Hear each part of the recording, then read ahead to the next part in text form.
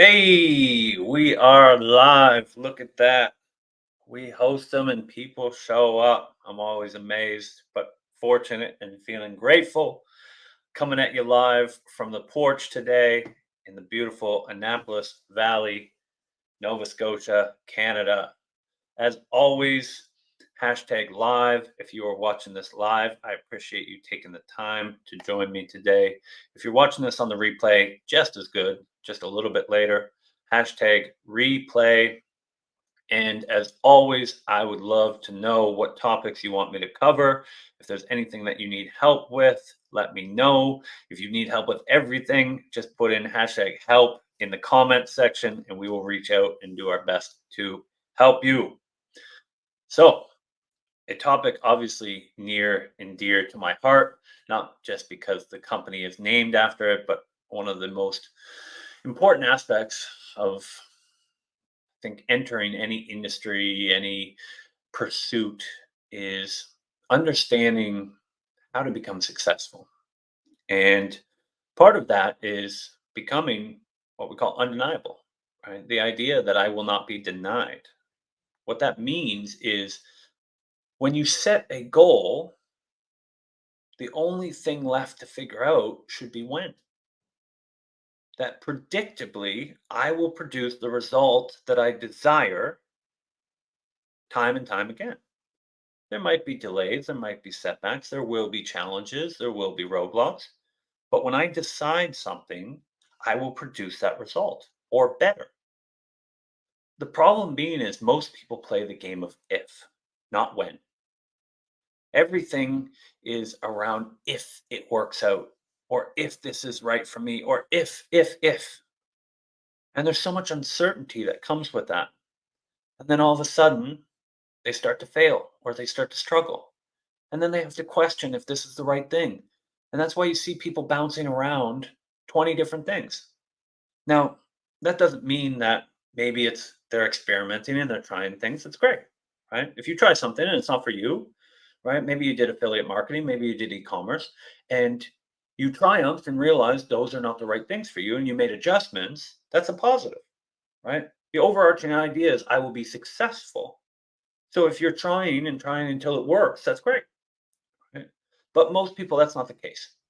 They try something, it doesn't work out for them unforeseeably, and so they have to take a step back and try something else.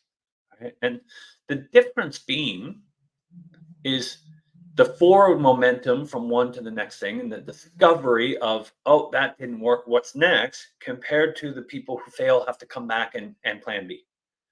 What you'll notice the biggest difference is the language. Again, we're in the business of communication. So observing the language will tell you a lot about where someone's head is at. People who play the if game, people who are deniable, they'll use weak language. Hear it all the time. Oh, we'll see what happens. Right? That's one of the things people come to me and they want to see what will happen. Right? They wait, they hope, they wish. They want to see, oh, there's something happening in 2 weeks, or I got a couple interviews here. We'll see what happens. Now, this is going to sound harsh, but that's a loser's mentality. And I know it sounds harsh because I've been called out on before, but we have to differentiate some of these words, right? I talked about before about calling someone a coward is like, a horrible thing to say, but really, all acting as a coward is acting in fear instead of courageously, right? So we've all acted cowardly before, right? Doesn't make us a bad person. And we've all lost before, right? So this idea that loser is a horrible thing to call people, right? I'm not talking about the person negatively. That's the difference. I'm talking about someone's ability to predictably achieve what they desire. A loser is not a bad person. It's the outcome. There's silver medalists in the Olympics that are losers in that moment, right? But no one thinks of them negatively. It's just an outcome. People who financially lose consistently, people who lose in relationships consistently, people who lose out in career or sales or anything else, right? Fitness, whatever it is. Some of the nicest people on this planet are losers in the context that I'm speaking about. And we have to just call a spade, in that these people lack the requirements necessary or the execution necessary to turn desire into reality. I believe that anybody who consistently can't turn their desires into reality, right, is playing the game in that loser context. Could be great people. We have to start understanding and being honest and transparent and aware of what's going on around us. If we want to be undeniable, if we want to start benefiting from these things, if we want to start winning, we have to understand the patterns that cause us to lose. We got to be honest with ourselves, right? So, looking at the basic psychology, looking at how we are all the same, because what losers do is they look at how everybody's different.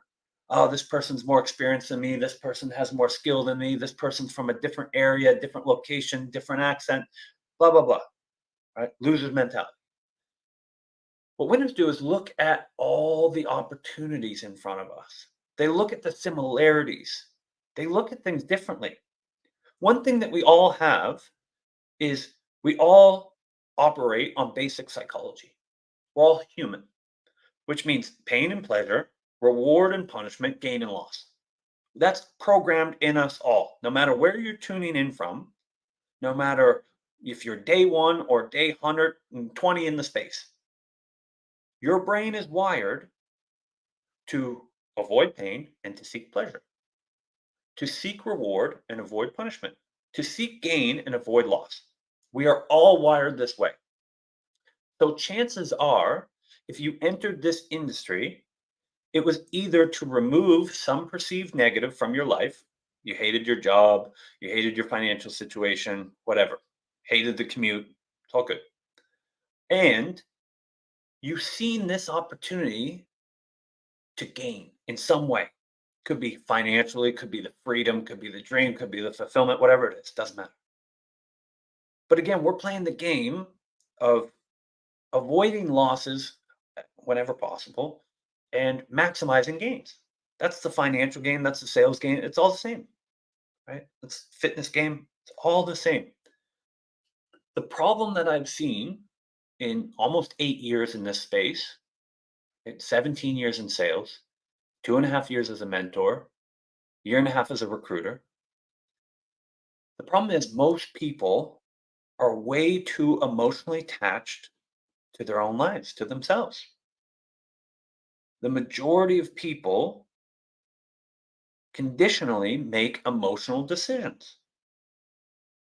It's not, mind-blowing stuff.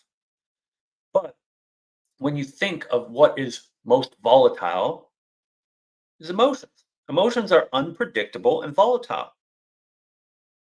So decision making is the indicator of success. And if your decisions are tied to the most uncertain, volatile thing, then your results and your efforts are going to be volatile. That's why so many people struggle with consistency and momentum. It's one thing I didn't realize because it wasn't one of my values, but when you're working as a mentor, you start to notice other patterns. You start to notice other values. And one thing that consistently came up as this like big goal for people. I just want more momentum. I just want more consistency. I'm like, well, those are a result of the decisions you make right now. You can't go out and get momentum. You can't go out and get consistency, right? That's a result reflective on the efforts, right? What is consistency? It's doing the thing now, and then the next now, and the next now. All you have is this moment, right? So consistency is a result of making great choices in the moment. Momentum is a result of making the right choices in the moment. Most people don't have those things because they don't consistently make good decisions. It's not a secret. Most people don't have momentum because they haven't invested their decision making, their resources into that gain consistently. They're volatile, so their life, the results they're living in is volatile. You can see this in other people. It's much easier to see in someone else because you're not connected. We always have great advice for other people. We can always see what's wrong, why someone does this, or why they haven't achieved something, right? We can see that in other people, but we are way too emotionally attached to ourselves. So, becoming undeniable, in a sense, is really about predictably being able to turn desires into reality. I want something, and I can manipulate situations to create a reality that resembles my desires. That's what winning is, right? See it to believe it. All of these things, right? Is I want that. What do I have to do to get it? But all the things that you take personally and feel emotions towards are really just a game. It's a game. I know it doesn't feel like a game. Trust me, I know, but it is. I know when you have rent due and you're in massive debt and you have relationship issues and this is the eighth thing that you've tried and your spouse is like, "What the fuck are you doing?" I know it doesn't feel like a game, but it's a game. It really is. Finances are a game. Life is a game. Career is a game. The people who have the results that you want have simply learned the rules of the game and they have implemented more predictable winning strategies than you. They have invested more time and energy to getting good at the game, to getting great at the game. They've figured out what's preventing them from winning, and they've showed the discipline to execute those strategies. The beautiful thing is, it's all in front of us. The models, the information, the rules. When you're observing and when you're looking and when you remove the emotions and that strong desire and that wish that you had it and those insecurities and that imposter syndrome, you remove all that shit, you start to see that there's lots of clues here. You start to see that people are winning who have the same insecurities as you, right? But it takes focus. You have to look at how it can be instead of why it's not. Understanding first that the people who are winning, it's not genetic, it's not luck, it's not chance. They've become better at the game than you. That's why they're producing more predictable, better, more desirable results than you. They've simply learned the rules and implemented those winning strategies. They've limited the role that emotions play in their ability to consistently win. If you aren't consistently winning, either you're not good at the game, which you can improve, or you're ignoring the rules. You're betting on a low probability way to win. Just like if I wanted to pay my rent this month, buying lottery tickets is probably not a good strategy. So I can still do so, but the likelihood of it paying out is very low. That's the strategy that most of you are implementing when trying to win things that have big payouts. You're letting things like chance and luck and waiting and wishing play a factor. People who win the game do not rely on luck or wishing or chance. They rely on probability. Very much like fitness. I always use fitness as an example. And if you're in sales, use fitness as much as possible because everybody gets it. You can make all the excuses that you want. And I understand there's some good ones. Right? Some people are masterful excuse makers, and that's a whole other story, right? They've invested a lot of time. We don't think of excuses like mastery, but that's what they've done. They've invested a lot of time and resources and they've practiced a lot.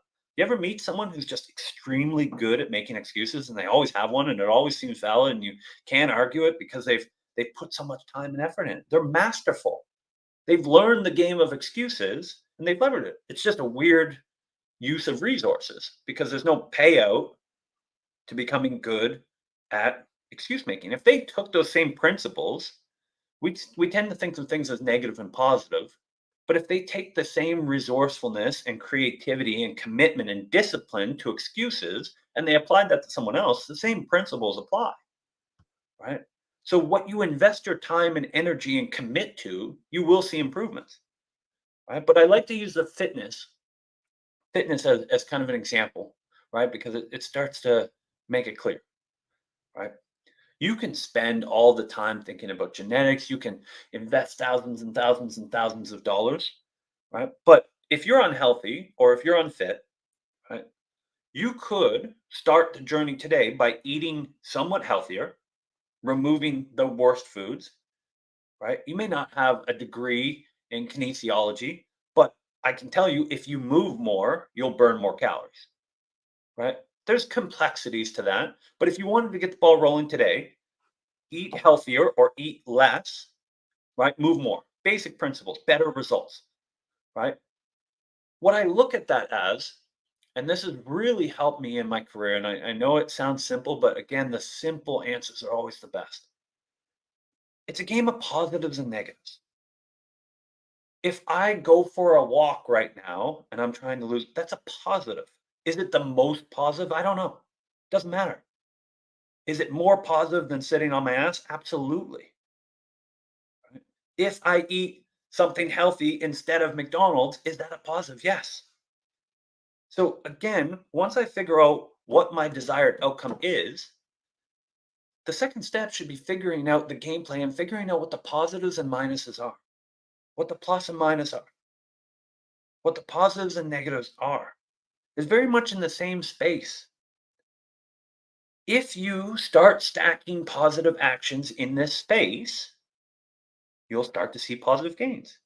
On the other side, if you limit or remove positive action or negative actions, negative decisions, negative emotions, you'll start to see more gains on the positive side. We don't like to think of it that simple, but really, what aspect of your life wouldn't improve if you started making more positive decisions and taking more positive actions, even with uncertainty? Just what's better than what you're doing right now? And then what are the brakes? I like to talk in terms of gas and brakes as well. What are the brakes that are slowing you down? Right? Like stress and worry and procrastination and doubt and fear and perfectionism and imposter syndrome. If you remove those things and you continue the positive actions, you would move much more rapidly. I want you to start looking around and the people that you see who are producing the results you want, I want you to just start thinking of they have more positives and less negatives. They make better decisions, more better decisions, and less worse decisions. Just that alone, you would start to see progress. And if you have progress, in a way, you have certainty because that's what really drives people nuts is that they don't know it's going to work out. If you can progress on something, you have certainty that it becomes a matter of when. And that may seem insignificant, but the game going from if to when gives you certainty. If you have progress and patience, you will get there. Might be a little slower than the next person, but who cares? What's the other option? If you have a desired outcome, you have to pursue it. You can't go around it. So you want to turn the game into a matter of when, which means I'm making progress towards the goal. Then that's a huge step. Then you can start looking at how can I increase the speed at which I hit my desired outcome. It becomes more of an equation than anything. It allows you to start taking the emotions and that personal weight out of it and start thinking in terms of plus and minuses. There's certain things that you're doing now that are either slowing you down from hitting your goals or totally preventing you. If you tell me that you have a desired outcome and you're this far away from it and how long you've been, I can tell you what you've been doing that's slowing you down. I can predict these things. I'm not some like genius. I just know that, hey, if someone is overweight, they're probably not moving enough or eating what they're supposed to be eating. It's the same thing in this space. If you're not at your 10K goal or 15K goal, I can predict what you're doing and what you're not doing because it's a game and there's rules to the game and you haven't figured out the game. and you're not implementing the rules. Right? The problem is you start getting some things going, right? And then the doubt creeps in, and then the auto reaction. The auto reactions that I see that are killing people's progress is they get down on negatives or they get defeated. So many people that I talk to get defeated after a certain outcome. Again, that's an emotional connection. Taking yourself out of the equation, what is a negative outcome? It's data, nothing more. Everything that has meaning is the meaning we give it.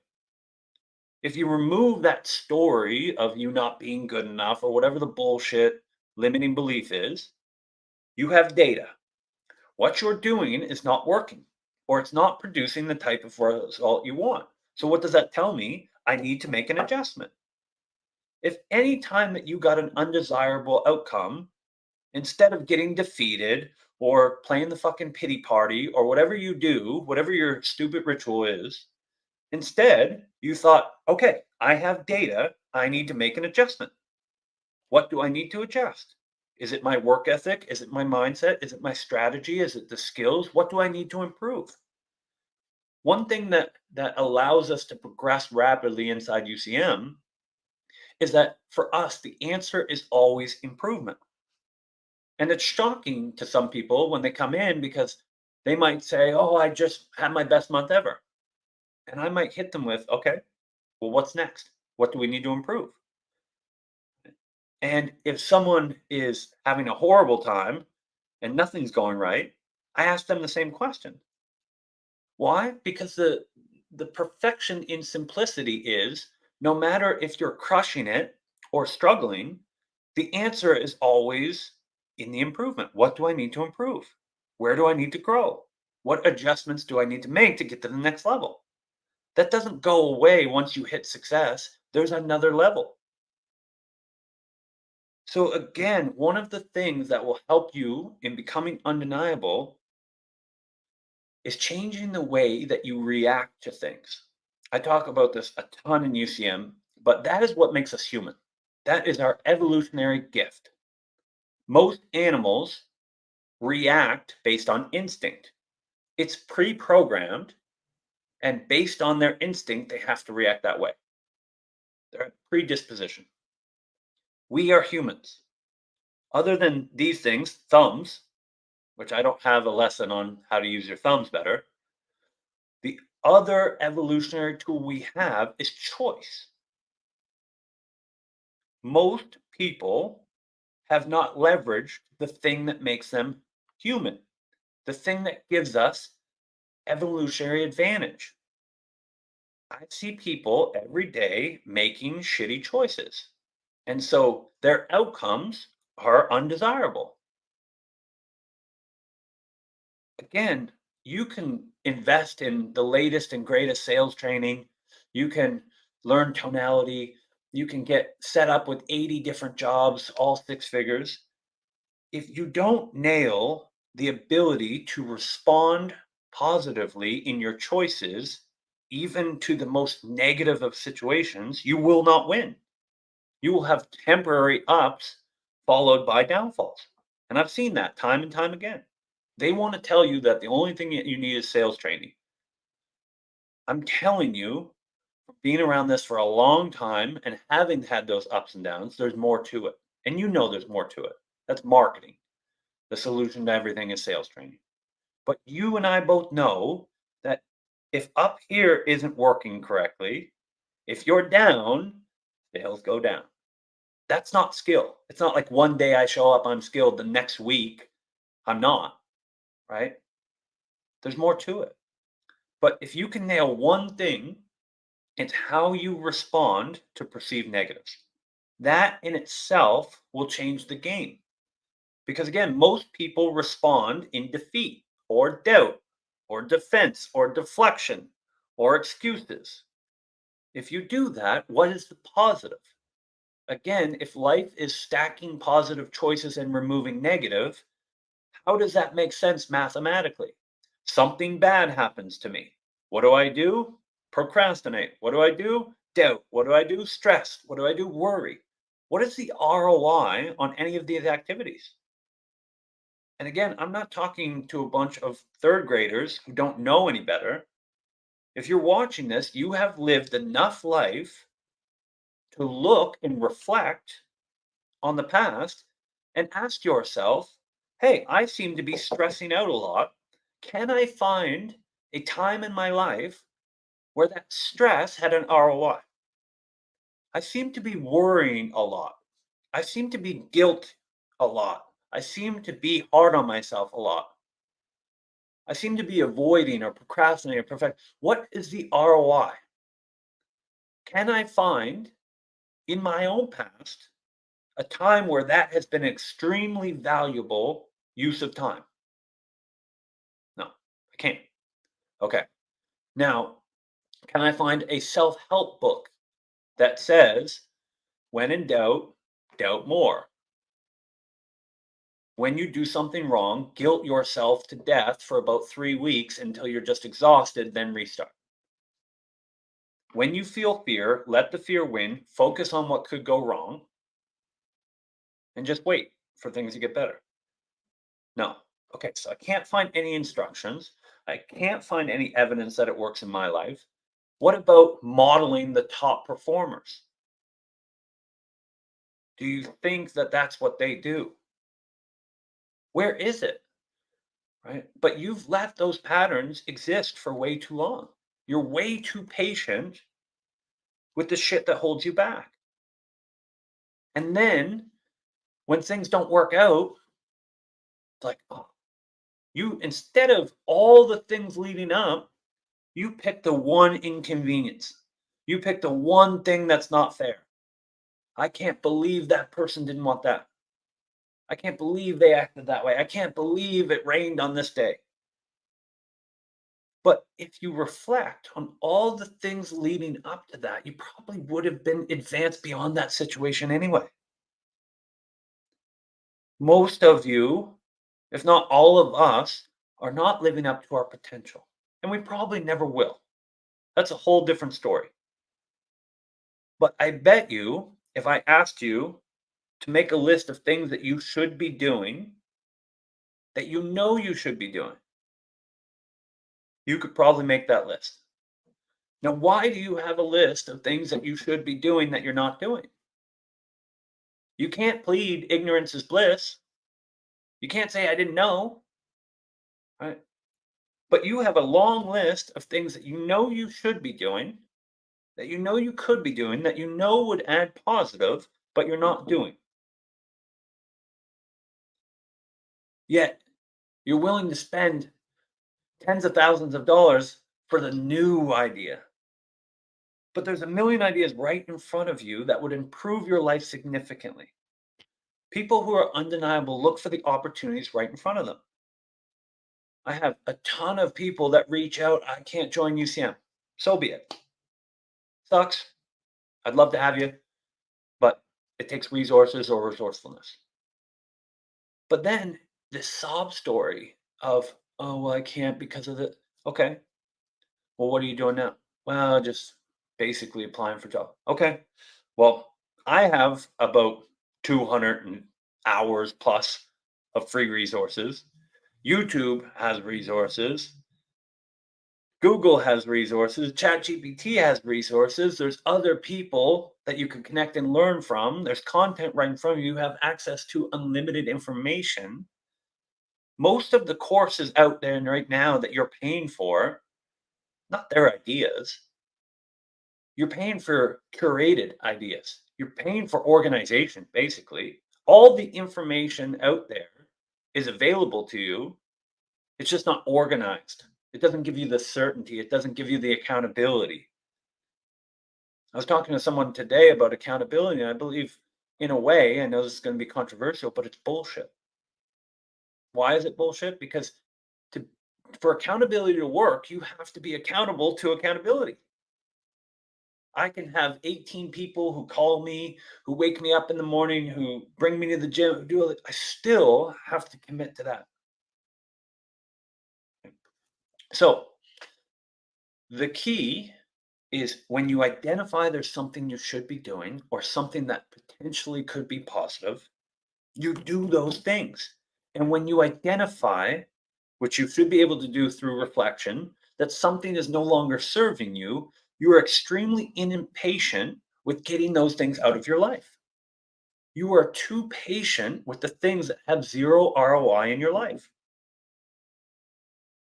That's step one. Step two is learning from people who have achieved your desired results and modeling their behavior and taking the emotions out of it. It's learning the gameplay. The beautiful thing about this industry is we're not fucking pioneers. People have come, achieved greatness from nothing, and moved on. What did they do? I can tell you there's only a few things. They had better mindset, they had better strategy, they had better opportunities, and they had better skills. It's a combination of those things. We have to stop playing this idea of like what's better, offer or skills, mindset or strategy. It's all fucking important. It's a parlay. We're not talking about 8 million things. You need a service and growth mindset, meaning we get paid when we are of service, not the consumer. A lot of people in the space complain about why everybody's trying to sell them. It's because you're going around like a fucking consumer. What I mean by that is if I come into an industry and I say, I want a job, I want 10K, I want a career, I want to quit my 9 to 5, I'm a consumer. Why? Because the only people that are able to come into an industry and start making the demands and the requests are people who are about to pay. No one gives a shit about anybody else who starts making those demands. Right? Imagine if I reached out to you guys and said, I want new students. I'm trying to grow UCM. Be like, what the hell is this guy talking about? I'd be a laughing stock.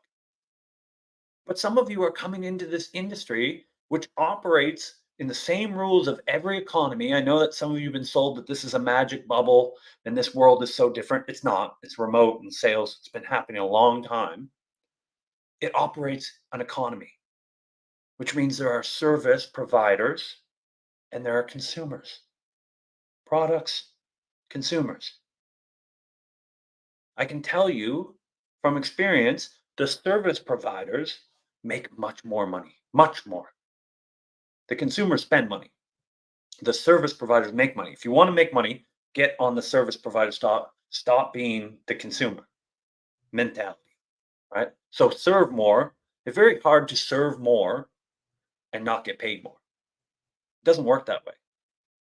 Growth mindset means if I suck, I can get better. If I'm good, I can get great. If I'm great, I can become excellent. It doesn't fucking matter where I start because I don't plan on staying here. So this idea of what if I'm not good at closing? Who gives a shit? It's not a natural talent that some people just have and some people don't. Everyone here who's great got great. So wherever you are, adopt the growth mindset of I need to get better. Very simple. Right? You need a strategy. There's only a few to get the offer. You can go through recruiter pipelines. It's great. You can apply for jobs. Those are great. Or you can build relationships. For me, relationships has paid more, has gotten better opportunities, has unlocked doors that I couldn't find through recruiting. Doesn't mean that people can't find great jobs through recruiting or applying for jobs. Happens. But I'm going for the most highest probability. And I'm looking at the top earners in the space and I'm asking them how they found their job. And more often than not, they found the job by referral because they have relationships. So again, there's basic principles that apply to life that if I have better relationships, if I make better decisions, I get better results. If I act more disciplined instead of defeated, if I act courageous, which means acting in spite of fear instead of letting it drive, I get better decisions. If I'm a service provider instead of a consumer, I make better decisions. If I give instead of take, I actually get more in the end. I want to follow up and do a part two of this, of more strategy and how we can execute some of these things, and more on the strategy and improving skill side. But I think this is so, so important that if you are not happy with where you're at, it takes some ownership. It takes being able to see that where you're at is a sum, and the equation is all the choices you made up until now. Some of you have to forgive yourself. You got to forgive your parents, the government, whatever rebellion you're having, and just say, if I want a more positive life, I just have to make more positive decisions. If I want to remove the negative from my life, I have to remove some of the negative decisions. So we'll do a part two on some of the strategies that I found modeling the top performers in this space. But I'm telling you, make a list of the things that you know you should be doing. It doesn't even have to be remote sales, all aspects. Just create a list, brainstorm anything that you know you should be doing that you're not doing. Go put that in your calendar right now and work your calendar with discipline as if that calendar is your life. Just that alone, being aware of what's not working for you and what is, doing more of that and less of this, that alone, you'll see massive amounts of growth without investing in me or anybody else. Just tackle the should list and be aware of what's working and what's not working. All right. So we'll do a follow up next week. I appreciate you all so much. If you have any questions, let me know. If you need any help, just put hashtag help. We'll reach out. But love and appreciation. Take care.